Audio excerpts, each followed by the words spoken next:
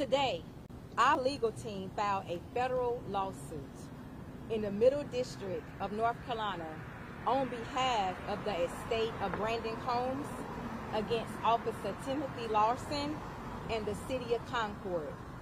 That case number is 22 CV 633. On February the 13th of 2022, at 5 a.m. in the morning, Brandon Combs made a decision to go to Modern Nissan to steal a vehicle. We acknowledge to steal a vehicle was a bad decision. However, this decision does not warrant a death penalty.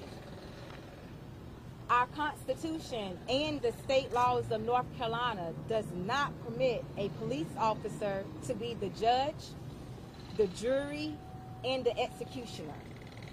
Yet, on that day, Timothy Larson decided that he would be the judge, the jury, and he executed Brandon Combs when he knowingly and intentionally fired his weapon at an unarmed man.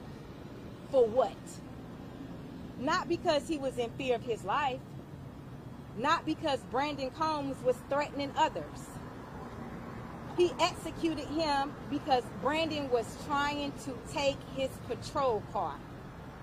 When you see that horrific video that shows the officer clearing the front passenger tire of his patrol car out of danger of the vehicle, in the event that it may move, what you would see on that video is enough to make a grown man drop to his knees and ask, where is the humanity for all mankind? And that is why we're here today, to sue Timothy Larson and the City of Concord for killing a young father. I'm going to present to you Attorney Chance Lynch, who's going to speak on the autopsy, followed by Attorney Harry Daniels, who's going to speak on our federal filed complaint. And then we're going to hear from the mother of Mr. Brandon Combs. And after that point, we will take your questions. Thank you. Good afternoon, everybody. Thank you, everybody, for your interest and for coming. This is certainly, as you can imagine, for this family, how difficult it is. And let's not forget that Brandon left not only a loving mom, he also left a beautiful young daughter named Allison. And so this family has been egregiously impacted by what this officer did in February. I gave each of you copies of the autopsy for you to review at your leisure. And as we said in our first press conference, before we had the autopsy results back in hand, that when we saw that video, it showed the officer out of the trajectory of Brandon Combs.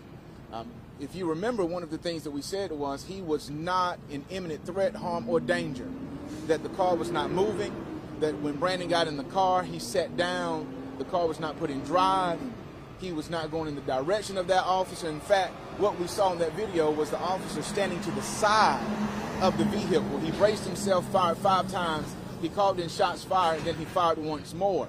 Well, the autopsy corroborates that. It goes hand in hand with what we saw in the video. Brandon was shot 3 times in the chest and two times in the shoulder. What we want to specifically point out to you is that in the autopsy, it shows that each of those shots that he suffered, he received from right to left. Hear what I'm saying, from right to left. That shows that he was standing, where the officer was standing. He was not standing directly in front of Brandon. He was standing to Brandon's right. If we were facing Brandon, it would be to the left on that corner of the car, at a distance away from him, but close enough for it to be, for him to fire and hit him 5 times. Why is this so important? I want us to remember that Brandon was unarmed. All right, that's the first thing. The second thing was the car was not moving in his direction. And so he had no reason to shoot Brandon. And when he was inquired as why did you shoot? And even at his own volition, what he said in his own admission, he tried to take my car. An unarmed man not posing a threat or harm or danger to this officer, and the officer's reason for shooting and killing him and taking the son and his father away from this family is because he tried to take his car. And so the autopsy goes hand in hand with what we have alleged in the complaint. We've provided the file number for you to be able to look and see what further allegations we've made for you to be able to use that in your reporting. But I want to make sure, and I know Mr. Daniels is going to come back, and I'm sure we all work together on a number of cases. And I'm sure he's going to emphasize this when he comes to the microphone, that this lawsuit is not about finances. It's about a family. And a lot of times when we make an announcement and we represent a family and we announce that we filed a federal lawsuit, there's often the question of they're after money. It's not about money. It's about justice. It's about this man who posed no imminent threat of harm, whose life was taken, and he was murdered by someone who took an oath to protect and to serve him. All right? And so I'll turn it over to Attorney Daniels. We'll turn it to Attorney Daniels at this time. Thank you, Attorney Lynch. The wheels of justice sometimes turn slow, but they do turn. As my co-counsel stated, this morning we filed a federal lawsuit in the Middle District of North Carolina in the Winston-Salem Division. Cabarrus County, where this act took place, therefore this case is pending in the Middle District of North Carolina. We have filed a lawsuit claiming excessive force in violation of the Fourth Amendment, assault and battery, and wrongful death. Those claims are made against Timothy Larson, a former officer for the Concord Police Department, and against the city of Concord due to Officer Larson performing his scope and his employment where he shot and killed Mr. Brandon Combs. Let me be very clear here, and I want you to understand that this lawsuit can only get a mere portion of justice. I'm going to start that process. True justice would be if we can go back the hands of time, Corey, and we can go to that day, February 13, and grab Brandon and tell him don't go. That's true justice. But we can't do that. The district attorney, Roxanne Monique Hoven, she has a duty to uphold. This saying, if there was any question in my mind that we had the wrong person, I would do everything in my power to right the wrong. Well, there's no question in our mind, there's no question in the evidence that Timothy Larson killed Brandon Combs unlawfully. No question. So what we seeking? Seeking justice, transparency. And we asking for the district attorney who have taken an oath of Cabarrus County to uphold that oath and be an ambassador of justice. It doesn't matter if they wear a badge, shield, or star. Doesn't matter. Wrong is wrong, and right is right. This lawsuit seeks monetary damages on behalf of the estate of Brandon Combs. He has a child that he will not be able to walk down the aisle with. He will not see her graduate from college or see his first grandchild. But one thing that we can try to do is that we can try to make it easier, at least financially for her, to do the best we can do. But that's not all what should be done here. Justice has to be upon us. Accountability has to take place. Arrest, conviction, and a prison sentence. There's nowhere in the United States of America that chance that I can go and shoot an unarmed man and stand before you free today. It should not happen. It should never happen. This lawsuit, and we've given you the copy of it, give detailed allegations about those events, about Officer Larson tapping on the window and telling Brandon to show his hands. He showed his hands. He showed his hand. I'm not armed. I don't have anything to hurt you with, Officer Larson. Officer Larson retreats. Brandon gets out the car. Officer Larson derelict his duty by leaving his squad car unlocked. Brandon gets in the seat. Officer Larson stops and shoots and kills him. Now, Brandon did not die immediately. His lawsuit talks about survivorship of Brandon. He died at Atrium Hospital in Cabarrus County. He tried to stay here. He tried to fight. Today, his mother, his family, this law team is fighting for him. Not just for the Combs family, beloved, but for you, the people. That your name won't be a hashtag, that these people won't be standing behind your family saying your name. We're doing this for you, for the people, that Brandon Combs' life will not be in vain. We are doing this for the people. Reverend Barber was scheduled to be here. He had a scheduling issue here, but I do have him willing to give some words via phone. So give me a second here. He's waiting for me to call him. We're going to put on speakerphone. I'll let him know. He can get picked up on the mic, right?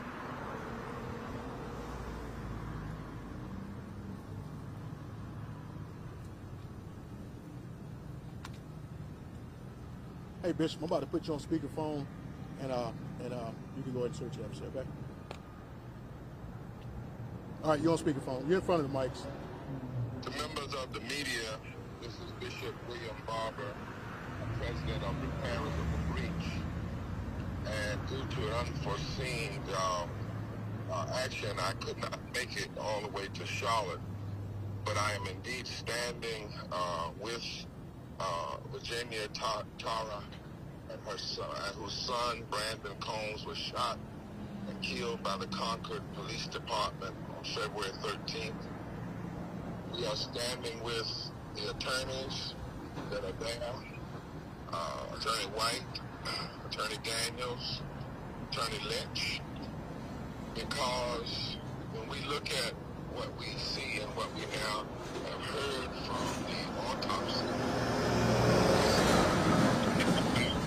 it's beyond tragic. This young man was shot and killed on February 13th, one day before Valentine's Day. We had in Concord not love but life taking. We had not policing done with an understanding of the community and the responsibility to do justice and protect and serve. But instead, on February 13th, the evidence points that we had killing and homicide towards a member of the community. When we look at matters like this, it doesn't matter whether someone is black or white or brown or Asian or native. Homicide is homicide no matter who commits it. But when the accusation and the evidence points toward a sworn officer of the law, homicide becomes an act of terror performed by the very person sworn to protect and serve in the name of the community. What makes police misconduct so wrong, regardless of where it happens, is that the police person is sworn in and is supposed to represent the state and the people. And whenever behind a badge given by the people, an officer uses the power of that badge, the power of that gun, to hurt, to kill, to maim members of the community, this is not merely homicide, it is a form of terror. And it can never be tolerated, regardless of color, race, creed, sexuality. It can never be swept under the rug. It can never be left uninvestigated. And surely, when the evidence is proven and the videos show it clearly, it can never be left unprosecuted. It represents finally a crime against humanity, a crime against the community, a crime against the Constitution. And the people must say that officers of the law not do these things in our name.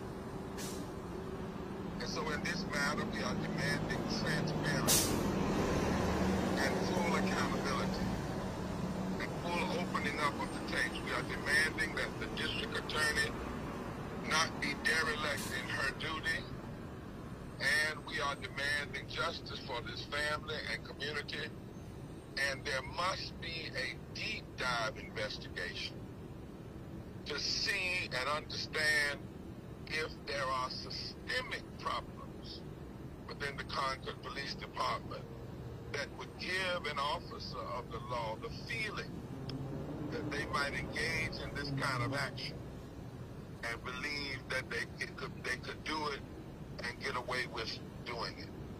And so Attorney Daniels, Attorney White, and others who are there today want you to know that repairs of the breach, we stand with you, we stand with this family, and we're willing to support in any ways possible.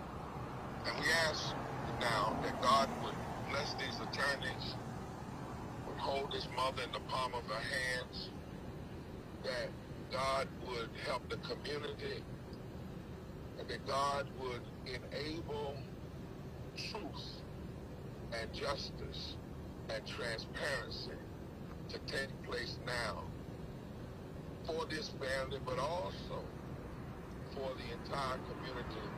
Because without it, we cannot have peace. We cannot have real community until we have the assurance of justice, and that people can be sure that no police person will use their power in a way to destroy lives. God, we need your help. We need your help. And we ask your help. And we believe that your help is with us. In your name we pray. Amen. Amen. All right, thank you, Bishop. All right, Mr. Yara. This is the mother of Brandon Combs, Virginia Tiara. Brandon's loss created a very big void in my family, especially for his daughter. Our birthday's next month, and he won't be at her party. And those who took my son from me need to be held accountable.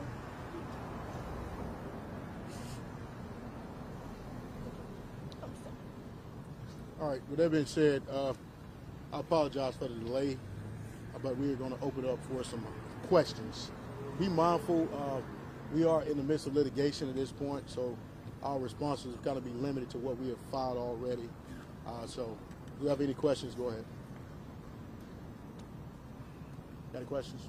What would you say would be the ideal solution for you and the family? If you could write the ideal solution, what would it be here? That we are in our power to do. Ideal solution. Ideal solution, obviously, is that Mr. Larson is arrested and prosecuted and given out a sentence. As you can see, what's going around the country today, that the 4 officers that were responsible for the Breonna Taylor's killing were not charged, but misdemeanors by the state of Kentucky.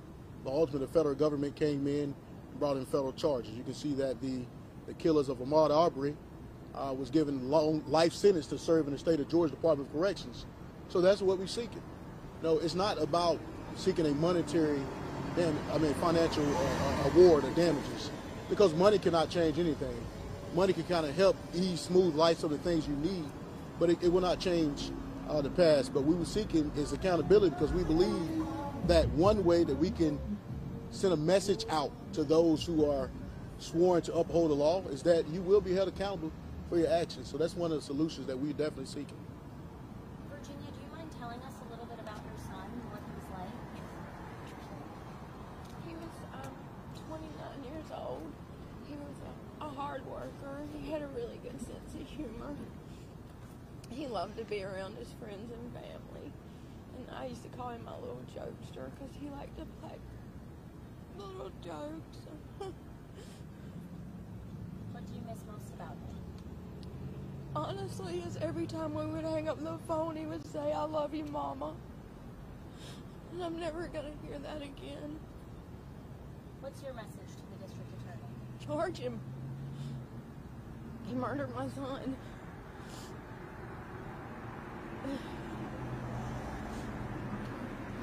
Listen, guys, make no mistake about it, but for this video not being seen and out, I think that it'll be a national outcry in this matter. I mean, you can only take the words for the attorneys who've actually seen the video, and that's usually consistent here in the state of North Carolina. It seems like when it's a bad video, they don't want to show it, but hopefully that law will change one of these days.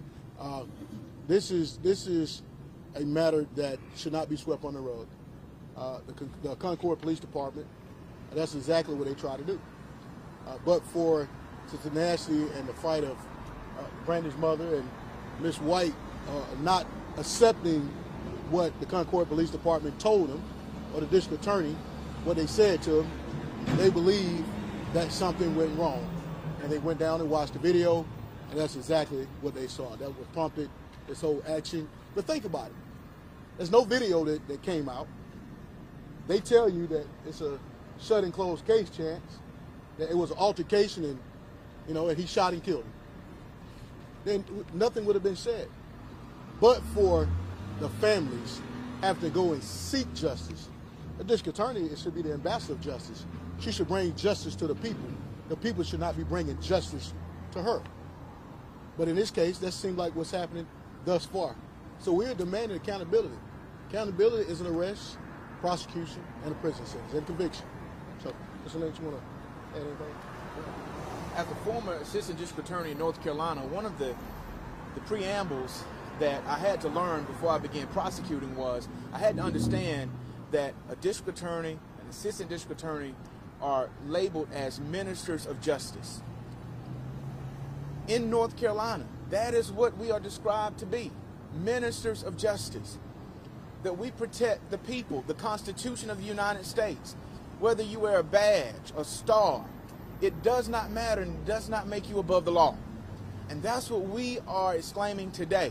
It is important that this district attorney, who took an oath to protect and defend the Constitution of the United States, to serve the citizenry of Cabarrus County, to protect and serve the family and people that also included Brandon Combs, that she does what she is supposed to do and what she's taken an oath to do.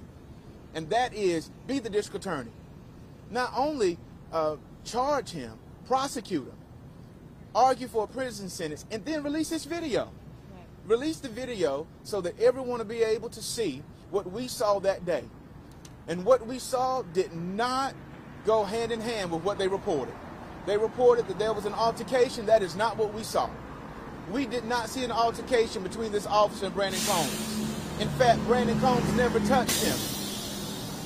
All he did was shut the door and lock it, and he ran from him. He sat in the car and he was shot 5 times. Ladies and gentlemen, injustice is afoot in Cabarrus County, but we are here. We're standing with this Combs family, and we're demanding accountability and transparency. Any other questions? All right, thank you guys for coming. We appreciate it. Thank y'all so much.